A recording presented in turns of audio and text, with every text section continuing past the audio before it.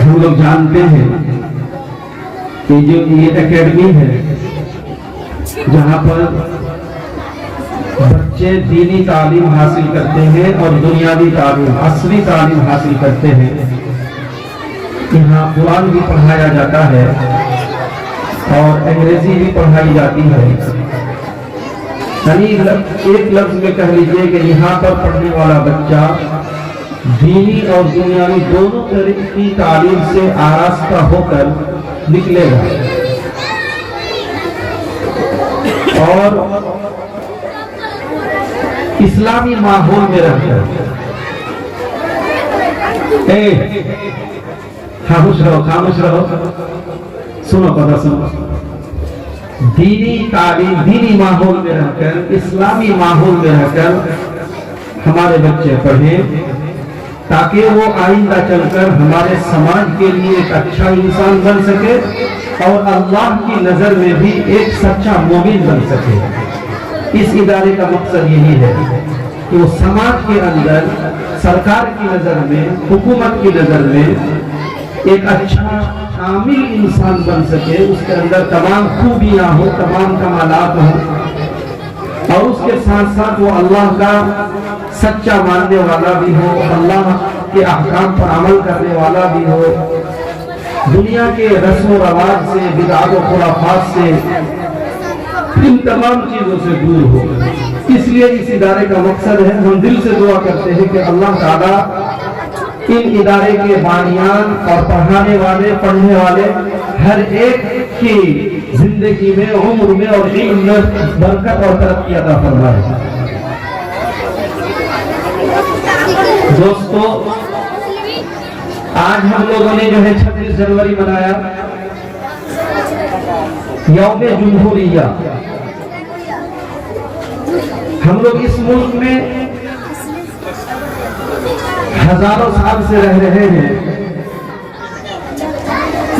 اور اس ملک کے اندر یہ جو ہم لوگوں نے آج یوم جمہوریہ منایا، اور اکیڈمی کے بچوں نے یقیناً ان سلسلوں میں باتیں بھی کی ہوں گی، اپنا پروگرام پیش کیا ہوگا، مکالمہ پیش کیا ہوگا، اور بہت ساری باتیں جو ہے ہم لوگوں کے علم میں آ بھی گئی ہوں گی۔ ہمیں یہ سوچنا چاہیے کہ آج جس طرح ہم یوم جمہوریہ کو سیلیبریٹ کرتے ہیں، مناتے ہیں، جشن مناتے ہیں، یہ جشن جو ہے بڑی قربانیوں سے، بڑی محنت سے، جافشانی سے جو ہے ہمیں یہ خوشی کا موقع، خوشی کا دن اور خوشی کا موقع نصیب ہوا ہے۔ ہمارے پرکھوں نے، ہمارے پروجوں نے، ہمارے اکابرین نے، ہمارے علماء نے، اور ہمارے دیش کے اور دیگر ہمارے بہت سارے غیر مسلم بھائیوں نے جو قربانی پیش کی ہے، تب جا کر یہ ملک آزاد ہوا ہے۔ آزاد رہنا یہ ہر انسان کا حق ہے۔ دنیا میں ہر انسان آزاد ہو کر ہی پیدا ہوتا ہے۔ دنیا میں ہر انسان آزاد رہے، اپنی مرضی سے جیے، اپنی مرضی سے کھائے، اپنی مرضی سے پہنے، اپنی مرضی سے کسی بھی مذہب کو تسلیم کرے، یہ انسان کا بنیادی حق ہے۔ ہر انسان آزاد ہے۔ آزاد رہنا یہ بہت بڑی اللہ کی نعمت ہے، بہت بڑی اللہ کی نعمت ہے۔ میں نے جو آپ کے سامنے قرآن کی ایک آیت تلاوت کی ہے، اس میں اللہ تعالیٰ نے آزادی کو، آزاد رہنے کو، اور آزادی کو، اور آزادی سے رہنے والے شخص کو خالق کے درجے میں بیان کیا ہے، اور جو مملوک ہو جائے، جو غلام ہو جائے، اس کو مخلوق کے درجے میں بیان کیا ہے۔ اگرچہ اس آیت میں اللہ نے توحید کی مثال دی ہے، لیکن اس آیت سے یہ بھی اہمیت سامنے آتی ہے کہ انسان جب آزاد رہتا ہے تو اس کی کتنی بڑی اہمیت ہوتی ہے۔ جیسے ایک آدمی غلام ہے، وہ کسی چیز کا مالک نہیں ہے، اس کا آقا ہے، اس کا آقا جو اس کو کھانے کے لیے دیتا ہے وہ کھاتا ہے، اس کو جو پہننے کے لیے دیتا ہے وہ پہنتا ہے، اس کو جہاں جانے کے لیے بولتا ہے وہ جاتا ہے۔ وہ کسی چیز پر اختیار نہیں رکھتا، کسی چیز پر قدرت نہیں رکھتا۔ لیکن جو مالک ہے وہ اپنی اعتبار سے سالن خرید سکتا ہے، اپنے اعتبار سے گھر بنا سکتا ہے، اپنی اختیار سے کہیں جا سکتا ہے، لیکن غلام ایسا نہیں کر سکتا۔ تو اللہ تعالیٰ نے مثال دی ہے کہ دیکھو آزادی کتنی اہم چیز ہے۔ تو جب ہر انسان دنیا میں آزاد پیدا ہوتا ہے، ہر انسان کو آزاد رہنا اس کا بنیادی حق ہے، لیکن پھر انسان غلام بنتا کیسے؟ دنیا میں بہت سارے ظالم لوگ، جابر لوگ، طاقتور لوگ ایسے آتے ہیں جو کمزوروں پر ظلم کرتے ہیں، کمزوروں کو غلام بناتے ہیں۔ ایسا ہی ہمارے اس ملک میں بھی ہوا، دھوکے سے آئے اور دھوکے سے آنے کے بعد تجارت کے بہانے، بزنس کے بہانے کہ ہم لوگ تجارت کریں گے، یہاں کی حکومتوں کو آپس میں لڑوانا شروع کیا، ایک ایک گاؤں دوسرے گاؤں تیسرے گاؤں اس طرح کر کے پورے گاؤں کو ہڑپنا شروع کیا اور انسانوں کو غلام بنانا شروع کیا۔ پھر پورے ملک کے اندر سب سے پہلے اس چیز کی بھنک کو جو محسوس کیا وہ علماء کرام تھے کہ انگریز کی نیت خراب ہے، وہ جو ہے یہاں کے مسلمانوں کی حکومت کو ختم کرنا چاہتے ہیں، بھارت میں رہنے والے کروڑوں انسان کو غلام بنانا چاہتے ہیں۔ سب سے پہلے ان انگریزوں کے خلاف جنہوں نے جہاد کا فتویٰ دیا وہ بھی عالم دین تھا۔ آپ کو معلوم ہونا چاہیے کہ ہم لوگ کو بتایا جاتا ہے کہ 1857 یعنی 1857 میں آزادی کی لڑائی شروع ہوئی، لیکن یہ حقیقت نہیں ہے، بلکہ 1767 سے ہی اس سے 100 سال پہلے خالص مسلمانوں نے اس ملک کو آزاد کرنے کے لیے قربانی دی ہے۔ چاہے وہ مولانا شریعت اللہ ہو، چاہے وہ ٹیپو سلطان شہید ہو، چاہے اور بھی نواب سراج الدولہ خان ہو، جتنے بھی سب نے قربانی دی۔ 100 سال پورے ملک کو آزاد کرنے کے لیے صرف اور صرف خالص مسلمانوں نے اپنی قربانیوں کا نذرانہ پیش کیا ہے۔ پھر یہ دوسرا دور 1857 میں شروع ہوتا ہے، جس کا اختتام 1947 میں ہوتا ہے، 1947 میں جس کا اختتام ہوتا ہے، اور پھر ہمارا ملک آزاد ہوتا ہے۔ ایک ڈیموکریسی کنٹری ہے، یہ ایک جمہوری ملک ہے، یہاں پر ہر ایک کو اپنے چوائس سے مذہب اختیار کرنا، اپنے چوائس سے مذہب کو اختیار کر سکتے ہیں، پسند کر سکتے ہیں، اور اسی طریقے سے اپنے اعتبار سے پہن سکتے ہیں، اپنے اعتبار سے کھا سکتے ہیں، سب کچھ آزادی کے ساتھ ہم عبادت خانہ بنا سکتے ہیں، اور اسی طریقے سے ہم اپنے بچوں کو تعلیم دلا سکتے ہیں۔ ہر ایک نے اس ملک میں قربانی دی آزاد رہنے کے لیے، لیکن ابھی بھی کچھ لوگ ہمارے ملک میں ایسے رہتے ہیں جن کو ان انسانوں کی آزادی آنکھوں میں کھٹکتی ہے، یا انسانوں کو آزاد دیکھنا نہیں چاہتے۔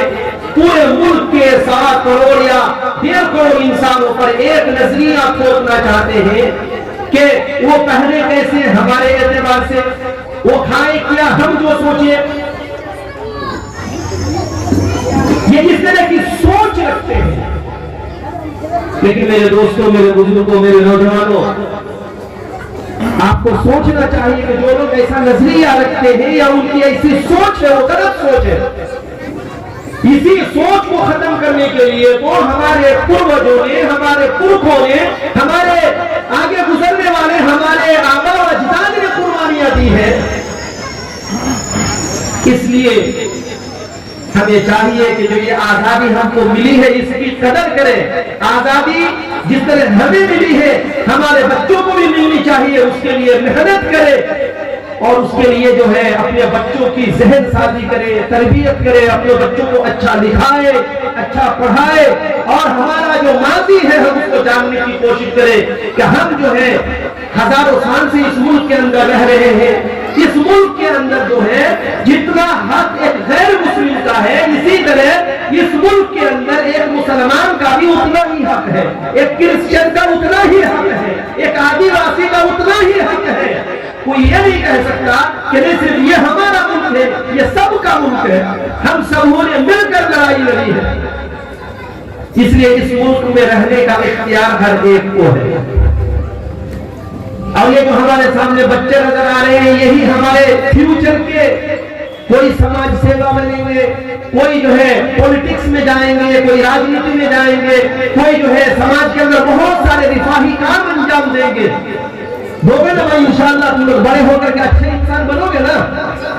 میں بولو کہ بنے گے انشاءاللہ, سمجھ رہے نا. খালি তোমরা গল্প করছো মানে হিন্দির বই লেখা আছে যে ব থেকে বাচ্চা আর ব থেকে বকরি আর ব থেকে বান্দর, এই তিনটে একটাই জেন. ব থেকে বকরি আর ব থেকে বাচ্চা আর ব থেকে বান্দর. বান্দরকে যদি কোনো জায়গাতে বসাও তো ওই এক জায়গাতে বসে রহে? হ্যাঁ, তোমরা তো ওরকম নেই না, না তোমরা ওরকম আছো. আর বকরি যদি এক জায়গাতে রাখা যায় তোমাকে কি জানতে হবে? বেঁধে দিলে গলাটা, যদি গলাতে রশিটা বাঁধে দেবে ধরে পড়ে, ওরকম তোমরা কেন করছো? তাকে सब दोस्त दिया है कि नहीं ना. बड़े होकर के अच्छा इंसान बनना है, समाज के लिए भी अच्छा इंसान बनना है, मुल्क के लिए भी एक अच्छा इंसान बनना है, एक ईमानदार सियासत करने वाला बनना है, समाज के अंदर एक इंसाफ करने वाला मॉडल बनना है इंशाअल्लाह. एकदम अच्छा इंसान बनना है, समाज के लिए भी मुल्क के लिए भी. जैसे आप मास्टर बनोगे, मौलवी बनोगे, मॉडल बनोगे, सेक्रेटरी बनोगे, मेंबर बनोगे, एमएलए बनोगे, एमपी बनोगे, प्रधानमंत्री बनोगे, तो हर जगह क्या बनना, एक अच्छा इंसान बनना है. आज दुनिया में पढ़े लिखे लोगों की कमी नहीं है, लेकिन कमी अच्छे इंसानों की है. कमी किस चीज की है? अच्छे इंसानों की. हम लोग को कैसा बनना है? अच्छा इंसान बनना है ना. তো শুরুয়াত এখন থেকে করতে হবে, এখন থেকে ভালো করে কেমন করে বলবো, এখন থেকে ভালো করে বলতে হবে না. তো সব প্রথম কথা হবে যে মা বাপের কথা শুনতে হবে. শুনবো বড় হাত উঠিয়ে ইনশাআল্লাহ. মা বাপ যদি কয় কি একাডেমিতে পড়তে যাও চলে আসতে হবে, মা বাপ যদি কয় স্কুলে পড়তে যাও চলে যেতে হবে, মা বাপ যদি কয় এখন খেলতে সময় গুলি খেলতে হবে খেলতে হবে না. ঠিক আছে কিনা? মা বাপ কিভাবে শুনবো এটা? আর একাডেমিতে যখন চলে আসবো পড়বে লেগে যখন পড়ে তখন যদি টিচার বা মেম যদি পড়তে কয় তো পড়বো না, পড়বো. যদি টিচার কয় कि याद करो सबक तो याद করবো इंशाअल्लाह. हाँ, तो अगर आप अभी ये काम करोगे, এখন থেকে যদি তোমরা এটা কাম করো যে মা বাপের কথা মানবা, যে নিজের টিচার আছে, মেম আছে, ওস্তাদ আছে, ওর কথা শুনবে, তাহলে আগে চলে ভালো ইনসান বলতে পারবে. আর এখন যদি ওস্তাদের কথা না মানো, এখন যদি তোমার টিচারের কথা না মানো, মা বাবার কথা না মানো, তাহলে ভবিষ্যতে যে ভালো ইনসান বলতে পারবে না. এখন থেকে শুনবো একদম কাল থেকে ইনশাআল্লাহ একদম ভালো বলবো ইনশাআল্লাহ আমরা. चलिए माशाअल्लाह, आप लोगों ने तकरीर किया ना जी, अपना अपना काम करा है कि मेरा नाम क्या है, मेरे फादर का नाम क्या है, कौन से इस्लाम में सब बोले हैं ना सर. माशाअल्लाह आप लोग बहुत अच्छा बोले हैं. अल्लाह आप लोगों की उम्र में इल्म में बरकत अता फरमाए. जोर से बोलिए आमीन. कंजूसी करते हैं अल्लाह ताला आप लोगों के जो उस्ताद आप लोगों को पढ़ाते हैं, मेम पढ़ाती है, अल्लाह उनके भी इल्म में, उम्र में, इखलास में बरकत अता फरमाए. और ये जो आपका एकेडमी है इसको पूरे इलाके और पूरे हमारे सूबे के लिए एक नमूना बनने की तौफीक अता फरमाए. अल्लाह ताला हम लोगों को इन्हीं चंद बातों पर अमल करने की तौफीक अता फरमाए.